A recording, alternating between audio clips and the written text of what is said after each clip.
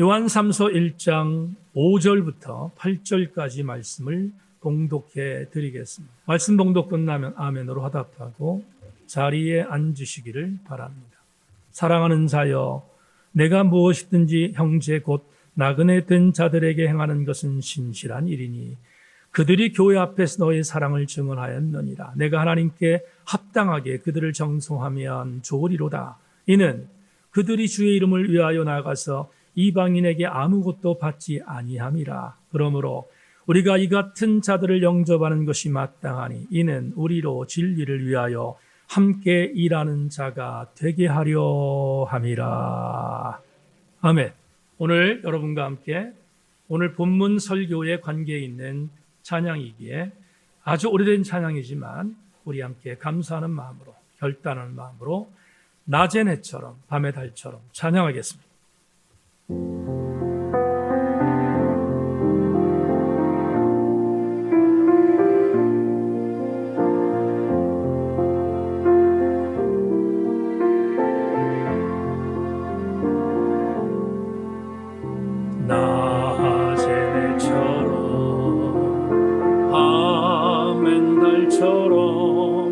그렇게 살 순 없을까? 욕심도 없이 어두운 세상 비추어 온전히 남을 위해 살듯이 나의 일생에 이 땅에 빛과 소금 되려 가난한 영혼, 지친 영혼을 주님께 인도하고픈데 나의 욕심이 나의 못난 자가 언제나 커다란 짐되어 나를 짓눌러 마음을 공급해 하니 예수여 나를 도와. 예수님처럼 바울처럼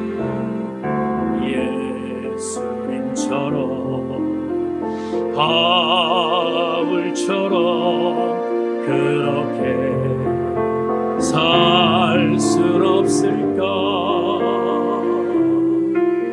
남을 위하여 당신들의 온몸을 온전히 버리셨던 것처럼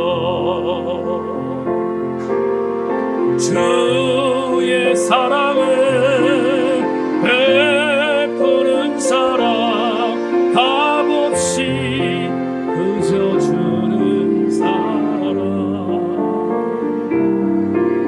그러나 나는 주는 것보다 받는 것 더욱 좋아하니 나의 입술은 주님 닮은 듯하나 내 마음은 아직도 추하여 아들 사랑만 계수하고 있으니 예수여 나를 도. 그러나 나는 주는 것보다 그러나 나는 주는 것보다 받는 것 더욱 좋아하니 나의 입술은 주님 닮은 듯하나 내 맘은 아직도 추하여 하늘 사랑만 계수하고 있으니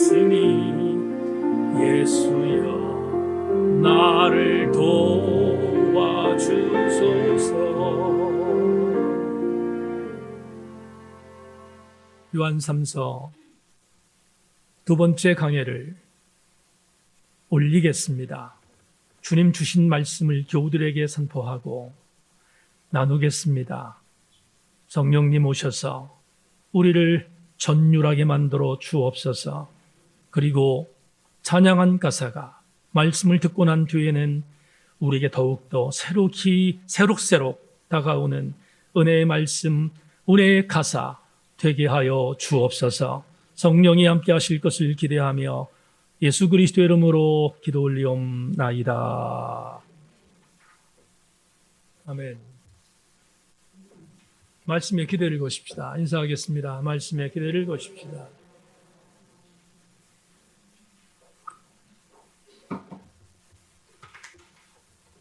그리운 사람이란 제목을 갖고 은혜 말씀 나눕니다. 말씀 들려지기를 소망합니다. 원고에 없는데 일부 예배도 말씀을 드려서 잠깐 사족을 달고 말씀을 드릴까 합니다. 지난 일주일 저녁 집회에 선방하고 달려오신 여러분들을 축복하고 말씀의 은혜가 그대로 전목되기를 주의 이름으로 소망합니다.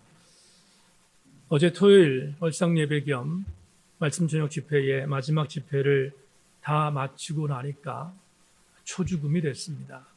육체적으로도 나름대로 많이 살찐 상태가 됐고 정말 이 강대상에 올라오면 성령께서 주신 은혜로 함께 사역을 감당하고 있지만 강대상에 내려가면 나름대로 육체적인 소진함 때문에 힘든 그런 경험들을 많이 하는데 어제 사역을 다 마치고 교우들과 함께 인사를 나누는데 우리 교회 집사님 한 분이 인사를 나누다가 저를 쳐다봤습니다.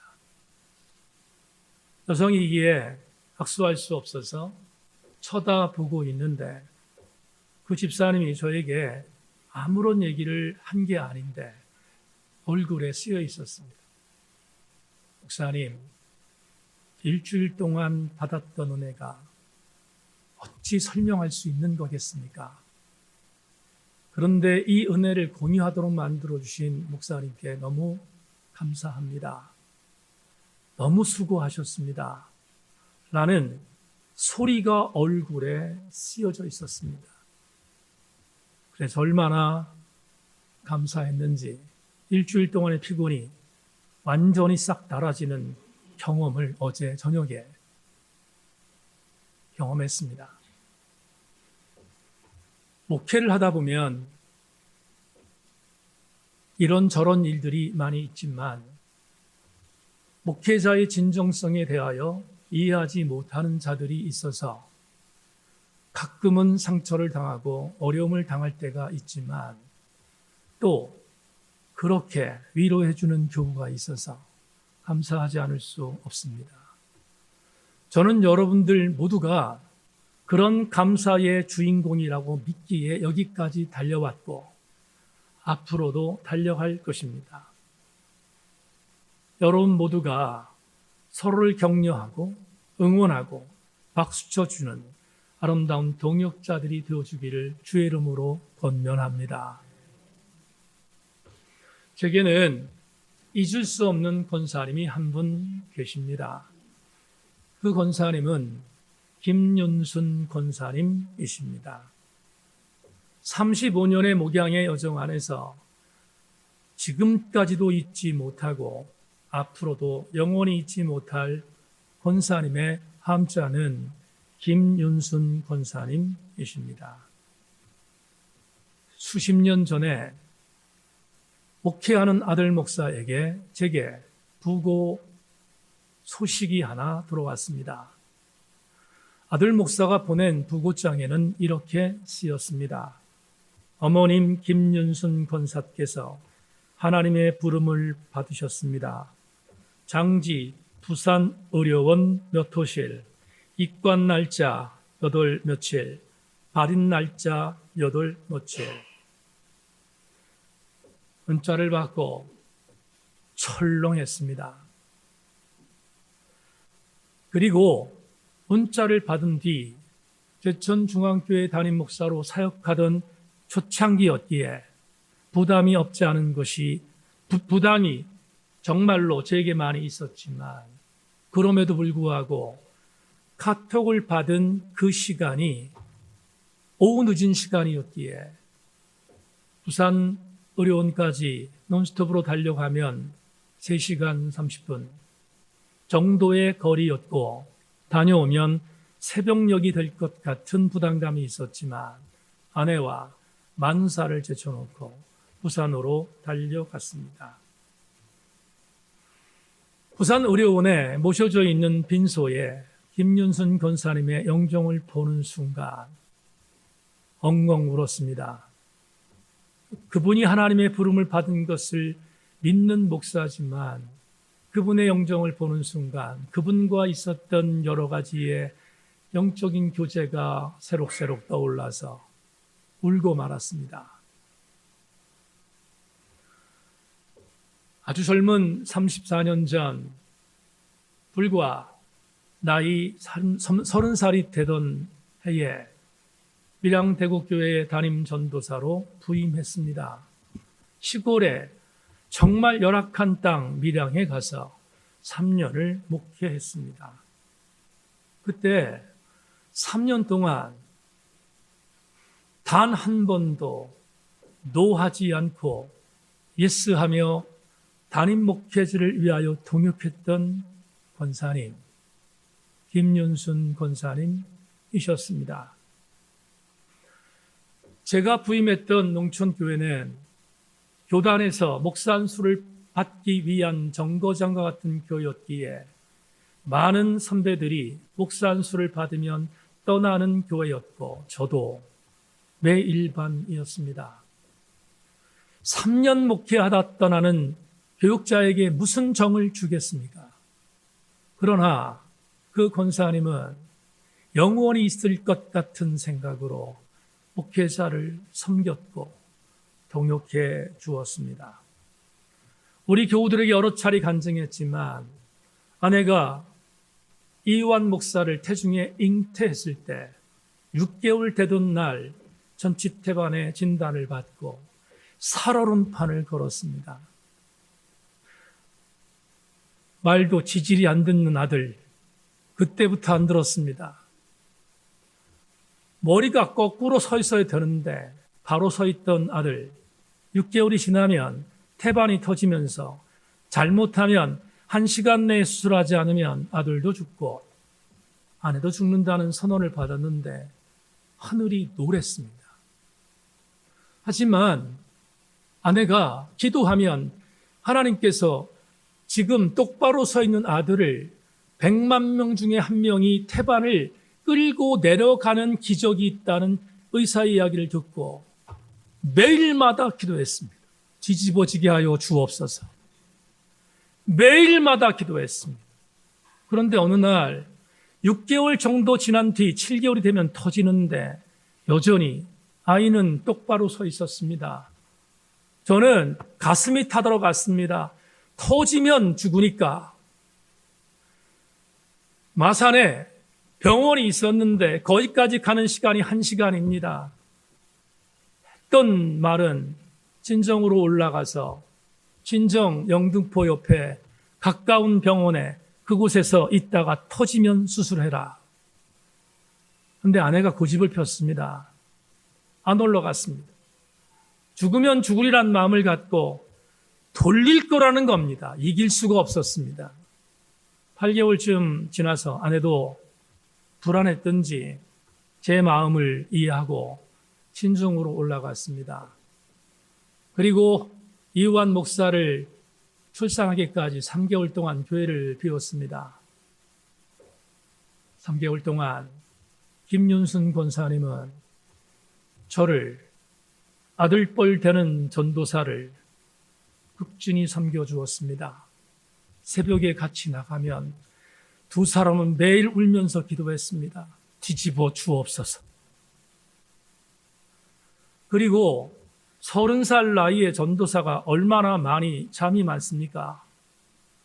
새벽 예배를 인도하고 집에 들어오면 눈을 붙이는 상황이었습니다.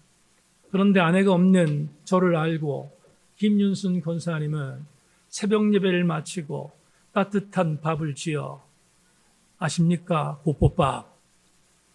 곱보밥을 지어서 여러 가지 준비된 정성스러운 찬반과 따뜻한 국을 쟁반에 담아 담임 전사가 깰까봐 그 이른 시간에 사택의 툇마루에 음식을 놓고 3개월 동안 섬겼습니다. 그뿐이 아닙니다. 열악한 농촌교회의 청년 학생들을 섬기기 위해서 당신의 자산을 풀어 주일마다 청년 학생들을 섬겼고, 그리고 정말 교회를 사랑하는 마음으로 솔선수범하며 밀양의 대곡교회로 만들기 위하여 희생했던 권사님, 그분이 소천하셨다는 겁니다. 권사님의 영정 앞에서 하나님께 이렇게 기도했습니다. 하나님, 권사님을 너른 팔로 안아주셨을 것을 이 종이 믿는데, 하나님, 목회가 끝나는 그날까지 저는 김윤순 권사님을 제 현장에서 자랑할 것입니다. 권사님을 제게 주셨던 하나님께 감사하고, 가장 사랑했던 권사님의 영혼을 당신께 의탁하오니 주님 품어 주옵소서. 그리고 이제 영정 앞에 서서 이제는 권사님 앞에 이렇게 고백했습니다. 권사님은 제 목양의 여정 중에서 제가 만난 정말로 최고의 권사님이셨습니다. 제가 권사님을 만난 것은 하나님의 축복이었고 은혜였습니다. 어머님 같으셨던 권사님, 받은 사랑을 목회 현장에서 교우들을 섬기며 보답하겠습니다. 그리고 마지막 그날, 다시 이 땅에 주님이 오시는 그날, 권사님을 두 팔 벌려 안아드리겠습니다 라고 결심했습니다. 여러분, 35년이 지난 오늘 김윤순 권사님은 제게 지금도 여전히 그리운 권사님이십니다. 오늘 본문은 요한 3서의 저자 장로가 가이오라는 형제를 향하여 극찬하는 메시지로 연결되고 있습니다. 가만히 묵상하다 도대체 요한 3서의 저자 장로는 가이오가 어떤 존재였길래 그를 극진히 극찬하며 그리고 그리워하고 있었을까 질문해 보았습니다. 그러다가 오늘 본문 속에 그렇구나, 저자 장로가 가이오를 그렇게 그리워하며 극찬했던 이유가 바로 이것이었구나 하는 은혜를 받게 되었습니다. 그 은혜를 추적하기 위하여 오늘 5절과 6절 먼저 여러분과 함께 나누겠습니다. 사랑하는 자여, 내가 무엇이든지 형제 곧 나그네 된 자들에게 행하는 것은 신실한 일이니 그들이 교회 앞에서 너의 사랑을 증언하였느니라. 이 구절이 여러분 대단히 생소할 것입니다. 그래서 여러분에게 부연하겠습니다. 우리는 지난주 첫 번째 강의를 통하여 가이오를 향하여 저자 장로님이 이렇게 호칭했음을 나눴습니다. 사랑하는 자야. 이 사랑이란 단어는 아가페라는 단어를 썼음을 여러분과 나누었습니다. 그냥 사랑이 아니라 아가페의 사랑을 갖고 내가 사랑하는 장로는 가이오에게 그 사랑을 전한다, 호칭한 것입니다. 그런데 오늘 시작하는 5절은 생소합니다. 왜냐하면 이 내용은 저자가 누군가에게 들은 이야기를 가이오에게 전한 것이기 때문입니다. 그러면 그 누군가가 누군가? 오늘 5절에서 이렇게 표현합니다. 가이오 형제야, 사랑하는 가이오 형제야, 내가 이야기를 들었다. 어떤 이야기를 들었는가 하면 너를 만났던 나그네 된 자들, 여러분 5절, 나그네 된 자를 찾으셨습니까? 나그네 된 자들이 나에게 찾아왔다. 그리고 나에게 이렇게 간증했다. 장로님, 우리가 요한 공동체를 갔는데 요한 공동체의 리더였던 가이오 형제가 우리를 아름답게 맞아주었습니다. 우리를 극진히 영접했습니다.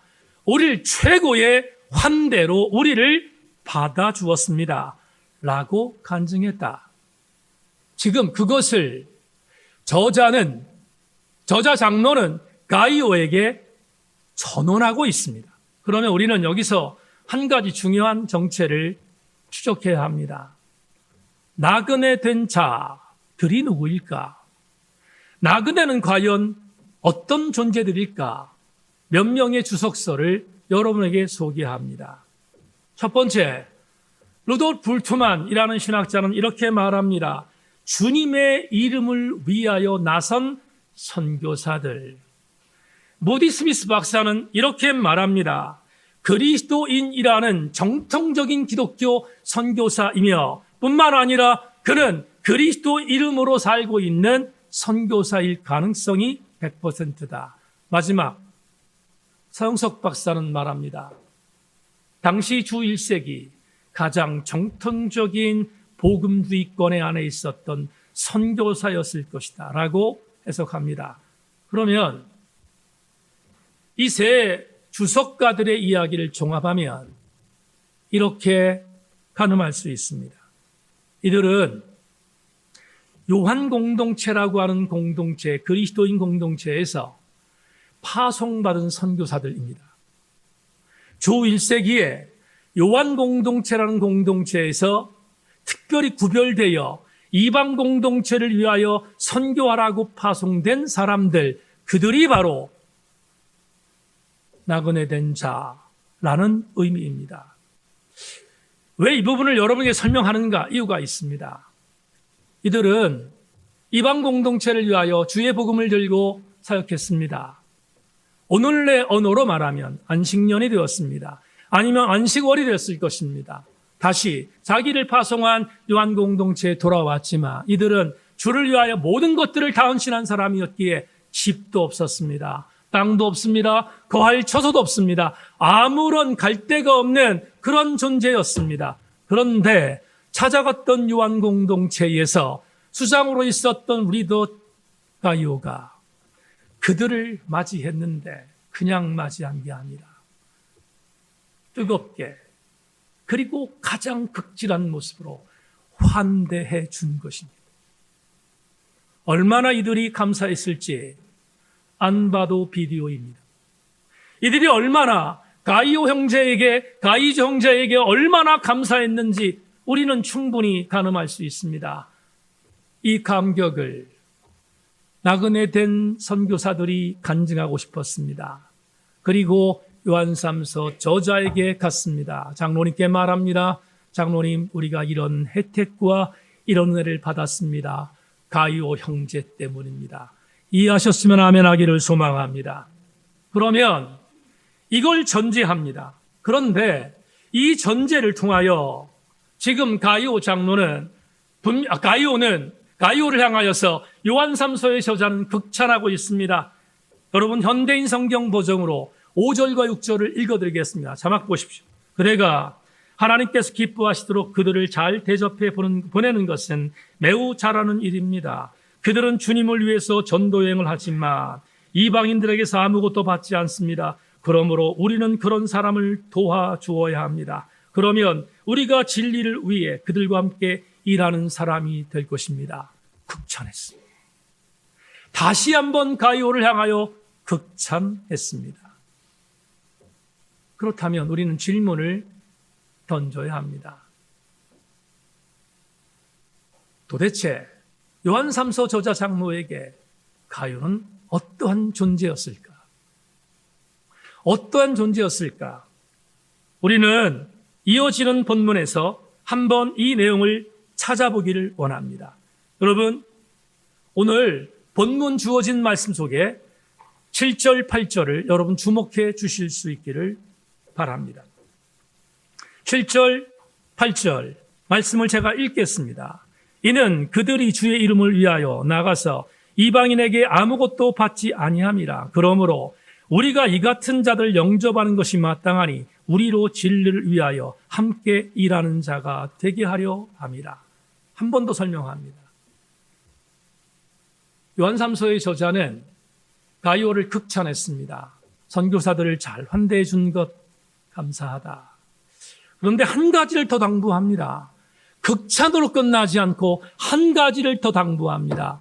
가이오 형제여, 부탁한다.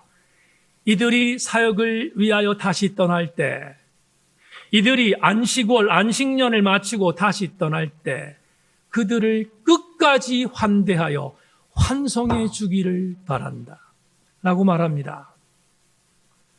어떻게 여기십니까? 저자 장로가 가이오에 대하여 극찬하고 있는데 극찬의 의미는 극찬뿐만 아니라 뭔가를 권면하는 신뢰까지 연결되지 않습니까? 아무에게나 이렇게 하지 않아요. 적어도 칭찬하는 것뿐만 아니라 뭔가를 부탁할 정도의 관계는 신뢰가 있어야 가능합니다. 그렇다면 도대체 요한 3서의 저자 장로는 가이오를 어떻게 여겼길래 이렇게 극진한 신뢰의 관계를 표현했을까? 그 답이 오늘의 레마입니다. 레마를 자막으로 보겠습니다. 요한 3서의 저자는 가이오를 두 가지로 여겼습니다. 첫째는 주 예수 그리스도라는 삶의 목적을 위하여 같이 달려가는 동역자. 두 번째, 그런데 달려가되 계산하지 않는 동역자로 본 것입니다. 저자 장로는 가이오에게 이 두 가지를 확신했기에 그에게 칭찬과 격려를 아끼지 않은 것입니다. 여러분 한번 살펴보십시다. 지금 여러분이 앉아있는 자리 옆에, 앞에, 뒤에 있는 형제와 자매가 여러분의 동역자인 것을 믿습니까? 또 하나 묻겠습니다.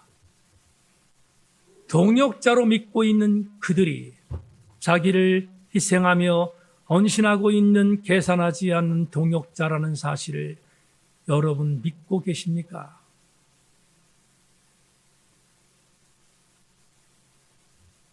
로마서 16장을 잠시 소개할까 합니다. 로마서 16장은 로마서의 대서사시를 마감하는 마지막 에필로그입니다. 사도 바울은 로마서라는 대서사시를 쓰고 겐그리아 출신의 베베라는 여자 집사에게 이 편지를 로마교회 성도들에게 전달하라고 위임했습니다. 막중한 미션을 받은 베베 집사는 부담스러웠지만 엄청난 두루마리 로마서의 편지를 로마교회에 전달하는데 승리합니다. 그 중에 로마서 16장은 로마서 11장부터 5장까지의 메시지를 나눈 뒤 그동안 사도 바울을 도왔던 여러 동역자를 소개하고 있는 대단원의 마지막 보고서가 16장입니다. 16장에는 사도 바울이 소개하는 33명의 인물들이 나옵니다. 이 인물은 동역자들입니다. 학자들마다 약간의 차이는 있지만 대동소이하게 개진하는 의견이 하나 있는데 33명의 인원 중에 24명은 로마교회 그리스도인들이며 9명은 겐그리아라고 하는 지역이 위치했던 지금의 그리스 데살로니가 지역에 있었던 그리스도인 동역자임을 밝히고 있습니다. 총 33명의 이름을 밝히고 있습니다. 우리가 잘 아는 베베, 브리스길라, 아굴라 등등의 사람들이 이곳에 기록되어 있음을 우리는 알고 있습니다. 그런데 33명 중에서 그냥 읽고 지나치는 한 사람을 오늘 여러분에게 소개하고자 합니다. 로마서 16장 13절 자막 보십시오. 주 안에서 택하심을 입은 루포와 그의 어머니에게 문안하라. 그의 어머니는 곧 내 어머니니라. 지금 로마서 16장 13절에서 두 사람을 소개하고 있습니다. 한 사람의 이름은 루포요. 또 한 사람의 이름은 이름이 거론되지 않은 익명의 여인 루포의 어머니였습니다. 부연하겠습니다. 왜 루포는 이름을 쓰고 그의 어머니의 이름을 쓰지 않았는가? 주 1세기 문서를 만들던 저자들은 가부장적인 제도와 사회적인 문화 형태가 특별히 아버지의 계열, 북의 계열에 있는 문화였기에 어떤 글을 쓰면 여성들의 이름을 지우는 것은 상례였습니다. 물론 로마 16장에 여성들의 이름을 거론한 사도 바울은 대단한 일이 아닐 수 없습니다. 그런데 조금 전에 말씀드렸던 로마서 16장 13절 루포의 어머니라고 이름을 밝히지 않은 것은 바울도 이 당시 문화적인 상황을 아마도 생각했을 것이 분명합니다. 그러면 우리는 루포 그리고 그의 어머니 익명의 한 여인 그 어머니에게 문안하라는 사도 바울의 이 말이 어떤 의미인지를 추적해 봐야 될 것 같습니다. 너무나 다행인 것은 루포라는 이름의 성경적인 자료들이 있습니다. 루포가 누구일까? 루포, 마가복음에 있는 한 구절을 소개하면 그의 정체가 드러납니다. 마가복음 15장 21절 자막 보십시오. 마침 알렉산더와 루포의 아버지 구레네 사람 시몬이 시골로부터 와서 지나가는데 그들이 그를 억지로 같이 가게 하여 예수의 십자가를 지웠더라. 여러분, 예수께서 인류의 죄를 위하여 십자가를 짊어지시고 비아 돌로로사라고 하는 골고다의 십자가의 길을 올라가셨습니다. 그런데 본디오 빌라도에게 신문당할 때 쇠창살로 쇠채찍으로 만든 엄청난 쇠채찍으로 맞아 이미 기진했던 상태였습니다. 육체적으로 가늠할 수 없는 정도의 번아웃을 경험했던 예수님은 당시 십자가 형틀이 100kg 이상이 되는 십자가 형틀이었는데 그걸 짊어지고 갈 수 있는 상황이 아니었습니다. 비아 돌로로사의 길을 올라가는 예수님, 올라가다 쓰러지셨습니다. 그러자 그 지역을 지나가던 건장한 남자 2명을 로마의 군인이 무조건적으로 선별해서 대신 짊어지게 했습니다. 100kg 정도에 대한 십자가를 짊어지고 올라갔던 두 사람의 이름이 기록되어 있습니다. 첫 번째 사람은 알렉산더요. 또 한 사람은 구레네 출신의 시몬이었습니다. 그런데 구레네가 뭐지요? 구레네는 지금의 북아프리카의 카르타고라고 많은 학자들이 말할 정도로 북아프리카 출신이라면 아마도 구레네 출신의 시몬은 흑인일 수 있는 가능성이 있다고 타진합니다. 여하튼 알렉산더와 6월절 절기를 지키기 위하여 지금 예루살렘 소적에 도착했던 시몬이란 두 사람이 재수없게 예수께서 짊어지셨던 십자가 틀을 짊어지는 현상이 벌어진 것입니다. 그리고 재수없게 두 사람이 예수님 대신하여 십자가를 지고 골고다 언덕에 도착했습니다. 우린 잘 알고 있지요. 그런데 여기서 말하는 구레네 사람 시몬의 아들 이름이 나옵니다. 그 아들이 루포입니다.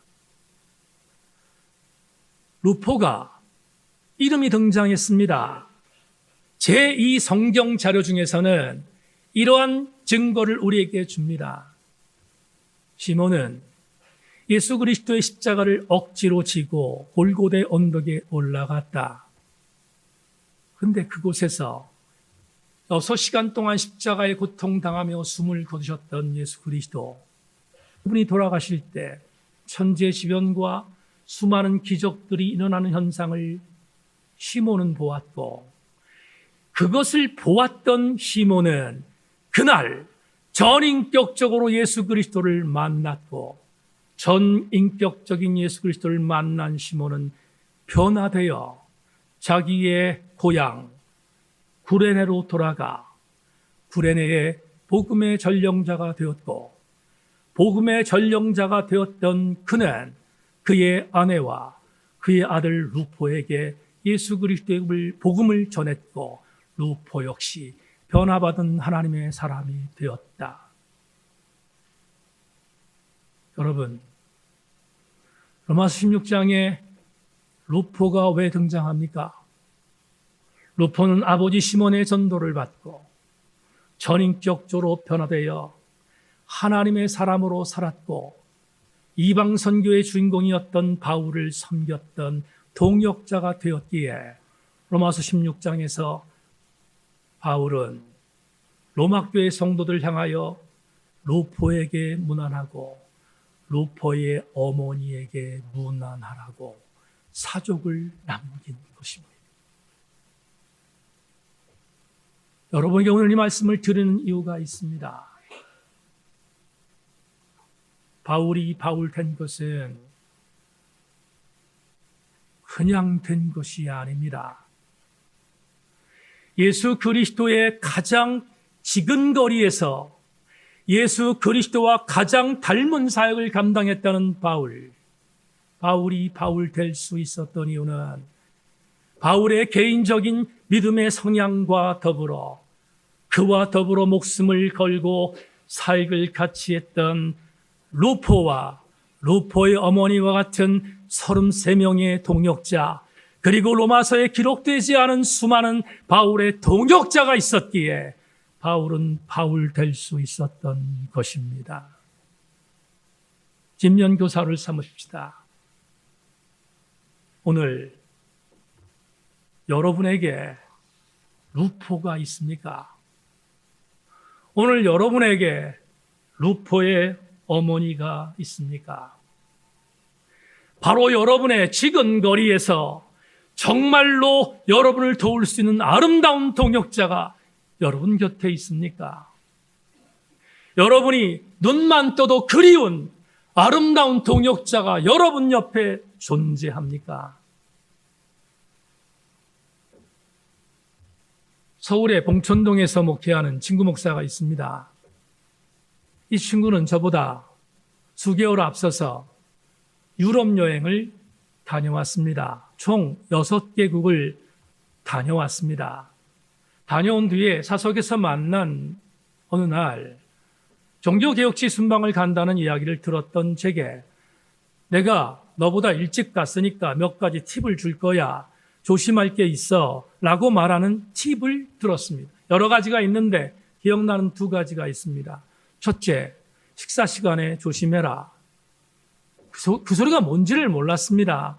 저는 식사가 너무 짜서 그래서 짠 음식 조심하라는 줄 알았더니 그게 아니라 자기와 같이 갔던 유럽 여행 팀들은 식사할 때마다 술판을 벌린 것입니다. 여러분, 독일 같은 나라 그냥 맥주가 음료잖아요. 술판을 벌린 것입니다. 매 끼니마다 술판을 벌리는데 미치는 줄 알았다는 이야기를 들었습니다. 둘째, 버스 안에서 혹은 어떤 관광지에 가서 그림을 보다가 그림 중에 이상한 그림이 보이면 팀들이 짓궂게 패설들을 늘어놓았습니다. 그냥 패설이 아니라 무슨 패설? 있습니다. 늘어놓았습니다. 그런데 이 친구는 그 듣는 것이 너무 힘들었습니다. 저보러 너희 여행팀들에 가서 밥 먹을 때 조심하고 여행을 다닐 때 조심하라 이야기했습니다. 한편에 담았습니다. 종교개혁지 순례를 떠났습니다. 친구의 말은 하나도 들을 게 없었습니다. 왜 그런가? 저희 팀 33명 중 목사는 7명, 사모는 5명, 장로, 선교사, 안수집사, 그리고 일반 모든 집사들이 33명을 이루었고 저의 팀들을 인솔하던 인솔자는 호신측 장로님입니다. 술판 벌어졌겠습니까? 음담 패설 함께 나누었겠습니까? 제가 집회 때 말씀드렸잖아요. 내가 매일 기쁘게 순례길 향하며 부흥했습니다. 버스 안에서 부흥했습니다. 그리고 은혜를 나누었습니다. 그리고 현장에 가서 종교 개혁자들의 숨결을 나눌 때 같이 울었습니다. 그리고 여러분, 보름스에 있었던 교회에 가서 함께 내주는 강한 성이요 찬양하며 울었습니다. 그런 감동이 있었습니다. 무슨 차이인지 아십니까? 친구 목사가 갔던 유럽 여행은 일반 투어고 제가 간 것은 종교개혁 순례 투어였습니다. 차이는 동역자와 동역자가 아닌 차이입니다. 대강절 첫 번째 주일 2부 예배에 이런 생각이 듭니다. 나 혼자 달려온 것이 아니라, 나 혼자 여기까지 독불장구로 온 것이 아니라, 내가 여기에 올 수 있었던 것은 내 옆에 있는 장로님과 내 옆에 있는 권사님과 내 옆에 있는 안수 집사님과 내 옆에 있는 우리의 지체 중에 내가 아파할 때 같이 아파했기에 여기까지 올 수 있었던 것이고, 앞으로도 여러분이 아파하면 그 아파함 때문에 말할 수 없는 탄식으로 함께 기도해주는 동역자가 있기에 앞으로도 달려갈 수 있지 않겠습니까? 그게 동역자입니다. 나는 우리 세인교회 모든 성도들이 동역자 되기를 주님의 이름으로 축원합니다. 한 사람도 예외 없이 여러분 모두가 그리스도의 이름으로 띠띠워 천로역정의 길을 걸어가는 아름다운 동역자가 되기를 주의 이름으로 소망합니다. 그런데 마지막 한 가지가 있습니다. 요한 3서의 저자는 동역자였던 가요를 극찬했지만 한 가지를 당부합니다. 가요 형제야, 네가 섬겼던 선교사들을 보낼 때 더 극진한 모습으로 보내라. 권면합니다. 이 말은 바울이 가요가 자기를 계산하지 않는 동역자임을 알았기 때문입니다. 자기를 부인할 줄 아는 동역자임을 알았기에 끝까지 그 사역을 감당하라고 권면한 것이 오늘 본문 7절과 8절입니다. 예배 나오신 교우 여러분, 소망이 하나 있습니다. 저는 우리 교회 교우들이 끝까지 함께 달려가는 동역자가 되기 위하여 자기를 부인하며 자기를 계산하지 않는 신실한 동역자가 되어주기를 소망합니다. 나태주 시인은 본인의 시에서 이런 시를 읊조린 적이 있습니다. 아름다운 사람, 눈을 둘 곳이 없다. 바라볼 수도 없고 그렇다고 아니 바라볼 수도 없고 그저 눈이 부시기만 한 사람. 여러분에게 묻겠습니다. 여러분이 이런 사람입니까? 또 묻겠습니다. 여러분 옆에 있는 자들이 이렇게 보입니까? 만에 하나 이런 자가 내 옆에 있다고 확신하는 사람은 신앙의 경주를 잘 달려온 사람인 것은 물론이거니와 앞으로도 잘 달려갈 것입니다. 만에 하나 이런 자가 내 옆에 없다면 여러분은 지금 잘못 걷고 있습니다. 사랑하는 세인교회 성도 여러분, 눈이 부시게 아름다운, 그래서 쳐다볼 수도 없고 쳐다 안 볼 수도 없는 하나님의 아름다운 그리운 그리스도인들 되어질 수 있기를 주의 이름으로 소망합니다. 말씀 맺겠습니다. 부산 의료원의 영정에 담겨있는 김윤순 권사님의 얼굴을 보다가 그런 생각이 들었습니다. 오늘은 김윤순 권사님의 얼굴이 영정 안에 있지만 오늘은 복정화 권사님의 얼굴이 영정 안에 있지만 오늘은 또 다른 성도의 얼굴이 영정 안에 있지만 어느 날 그 영정 안에 내 얼굴이 들어갈 날이 올 것이지 않겠습니까? 그날 이런 생각을 했습니다.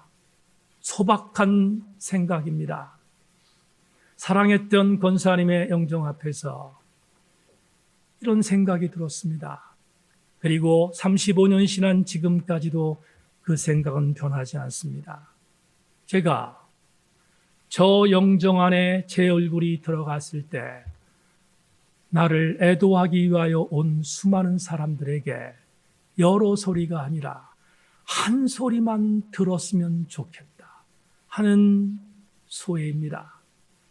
그 한 소리는 여러 소리가 아닙니다. 저를 애도하기 위하여 온 사람들이 저를 향하여 이 말을 해주면 저는 그것으로 만족하겠다 생각했습니다. 그 말은 이 말입니다. 목사님, 그리울 것입니다. 저는 우리 세인교회 성도들에게 그리운 목사가 되고 싶습니다. 여러분들도 이 목사의 그리운 동역자가 되기를 소망합니다. 사랑하는 교우 여러분, 그리워하는 신실한 동역자, 우리 교우들 되셔서 모두 함께 그날 하나님의 나라에 입성하는 그날 만세하며 노래하는 우리 모두 되기를 주의 이름으로 소망합니다.